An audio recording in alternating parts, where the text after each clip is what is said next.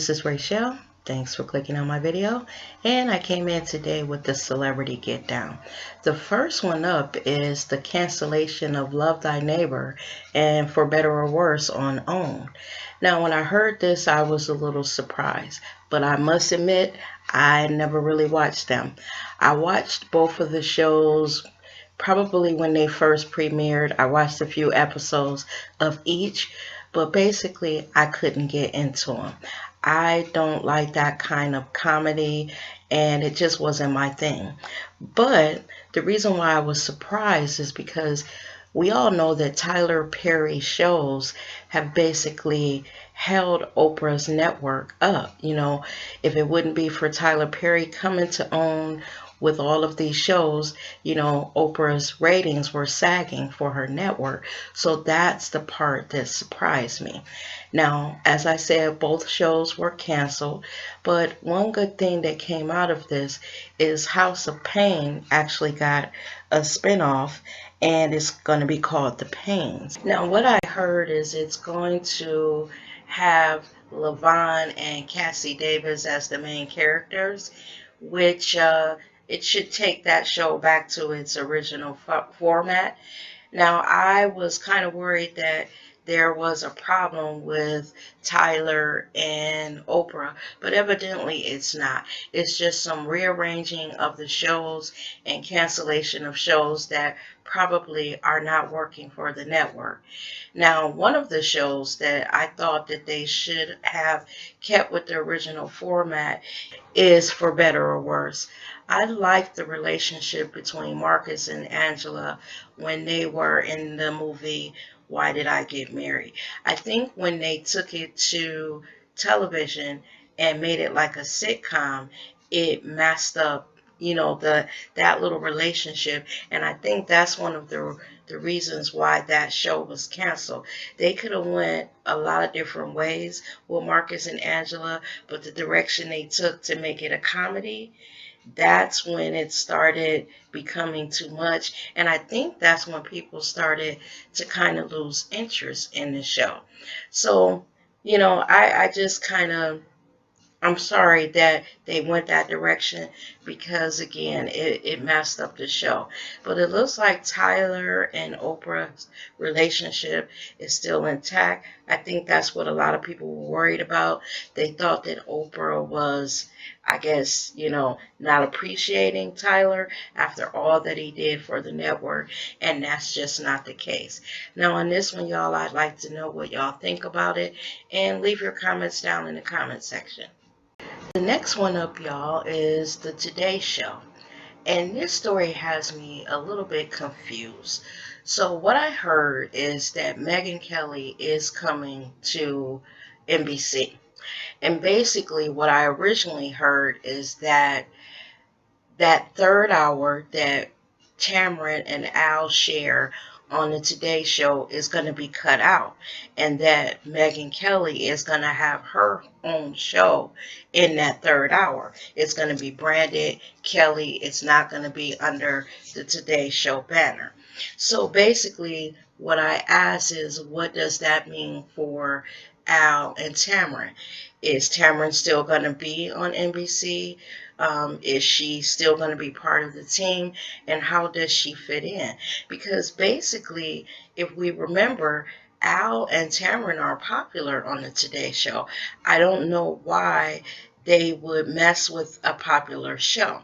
The only thing that I can come up with is that this is to help usher in their change in president.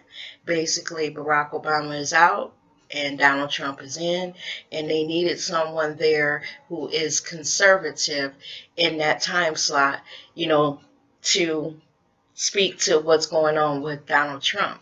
Now, y'all might remember Megyn Kelly from Fox.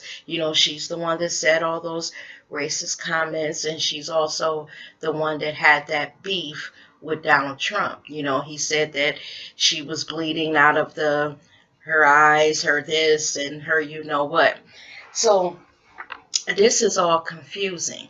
Now, Another rumor that I heard is that Tamron is completely out. She's out of the Today Show, as well as her show on MSNBC, where she's the anchor and she does the news. Now, Tamron is very popular. So I think that NBC might be making a mistake when they do this, trying to get Megyn Kelly in or to fit Megyn Kelly in. Y'all, this is all confusing to me. I don't know if Tamron has just decided, that she didn't want to take this quote unquote demotion to fit Megyn Kelly in. I don't know if, basically NBC said, take it or leave. So if you guys have heard anything about what's going on with Roker and Tamron Hall and Megyn Kelly, let me know. And then on the same token, what happens to Al if they push Tamron out? They were like partners in crime in the morning. So where does he fall? Will he still be there?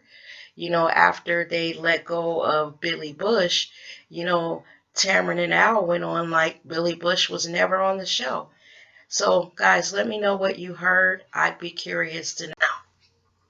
The last one's up, y'all, is Johnny Gill and Stacy Lattisaw.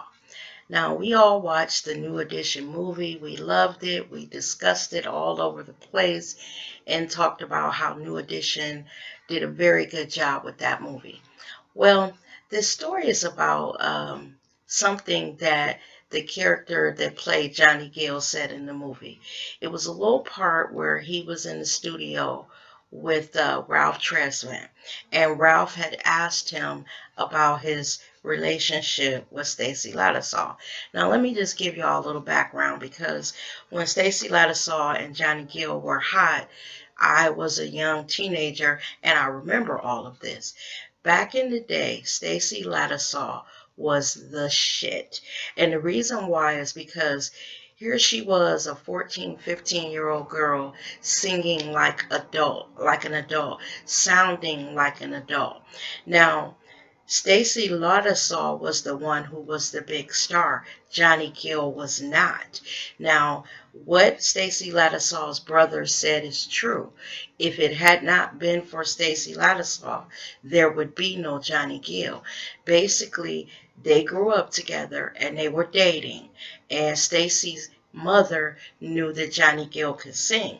So basically those two got together and they made a few songs together. The most popular of the songs that they made were Perfect Combination and Where Do We Go From Here.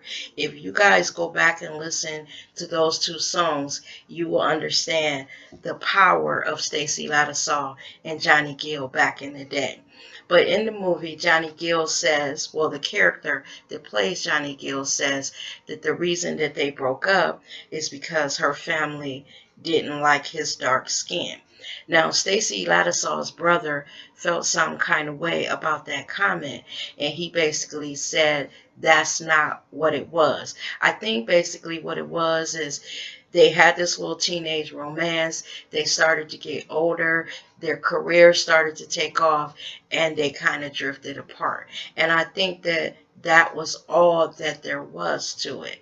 A lot of people thought that Stacy Lattisaw and her family were wrong for making, any comments on what Johnny Gill said in the movie.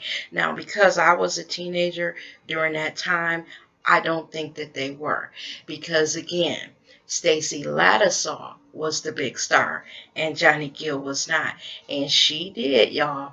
I'm going to say this again. She did start his career, because those duets and all the songs that they sang together put Johnny Gill's voice out there. Now, when we first heard Johnny Gill and Stacy Lattisaw sing, we couldn't believe that they were teenagers, because again, they sounded like adults, especially Johnny Gill.